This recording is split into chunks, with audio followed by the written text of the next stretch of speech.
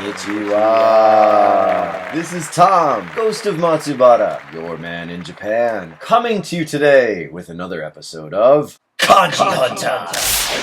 I do not claim to be the best at kanji. I do not claim to have the best handwriting. I do this because I enjoy Japanese kanji, and I have a few students who I'm trying to inspire to read, write, and play with the Japanese language, and feel that kanji is not so scary and overwhelming. Today's feature kanji comes from a conversation with one of my students who asked me why. Why are there two words for sleep in Japanese? This is true. There are two words. There is neru, and then there's nemuru.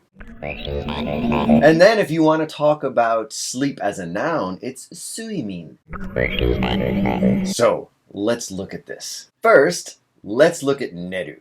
Now, if you look here, you can see that neru has developed over time. And as I read into the etymology of this, what I discovered was this actually represents a room that has been cleaned out for the purpose of sleeping. So this kanji for neru comes from that. Now let's take a look at this. So this is what neru looks like in modern Japanese, as you can see here. And this version of the verb to sleep actually has about 4 meanings that it can be used. So you can see here, to sleep, to lie down, to take a rest, or even to spend the night with somebody.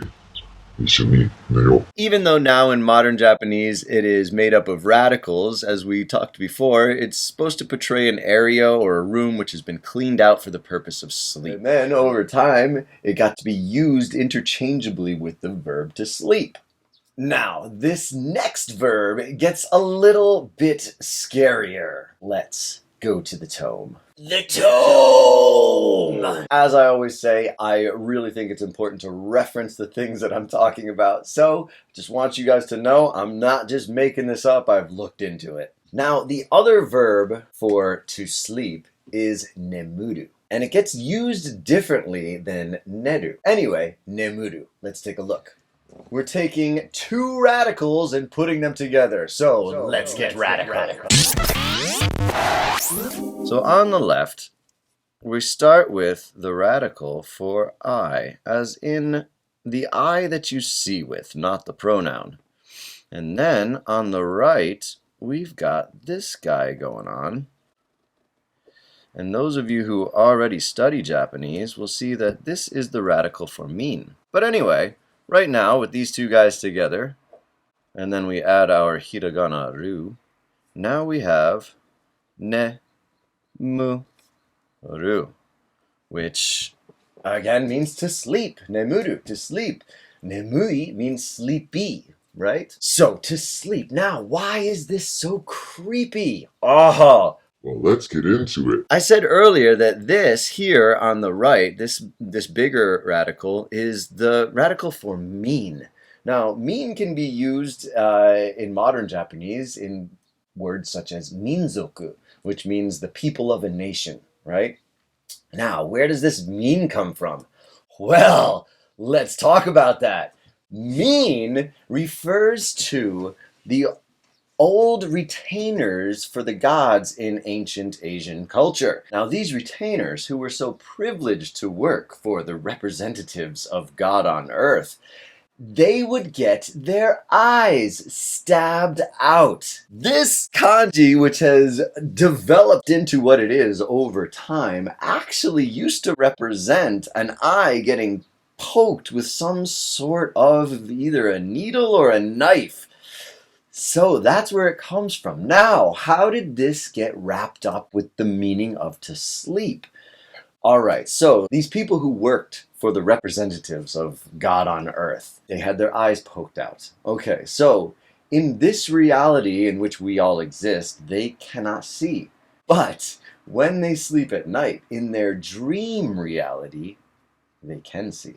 So, to put the radical for I on the left over here, and then this radical for min, it represents that these people can only see when they sleep. So sleeping is the realm of these retainers being able to see. So that's how this became known as to sleep. Now, this was all news to me. When I was reading this, I was pretty shocked because I did not even see that one coming. So that's the scary weirdness for today's lesson. But we're not quite done, because you can also refer to sleep as a noun, right? To the noun sleep, right? And in that case, in Japanese, we say sui min. Now, sui min, again, min comes from that radical that we were talking about before. The pronunciation is min, right? And then sui before it.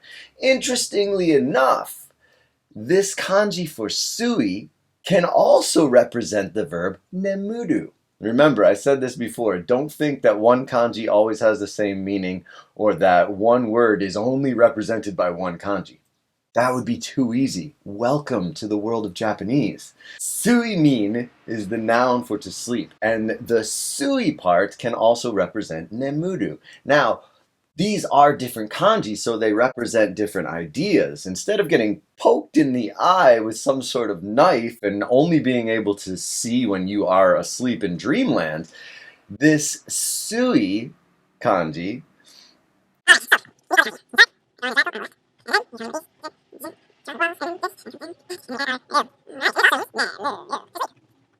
Now, this kanji is not as scary as the other one. No one's getting stabbed in the eye. This main radical here in the middle, this actually comes from the verb tareru, which means to droop, right? So if your eyelids are getting droopy, you're starting to get sleepy. I hope you enjoyed today's episode. I enjoyed today's episode. If you would like to make a suggestion for future episodes, I would love to hear it. Please leave a comment below this YouTube video, smash that notification bell, leave a like, and then get in contact with me on Instagram and Twitter. You can find me at Kanji_Hunter, or on Facebook, Kanji Hunter Official. You can also send me an email at tomsenseinu@gmail.com. We will be doing this every week for the foreseeable future, so tune in next week for another kanji, and until then, matane.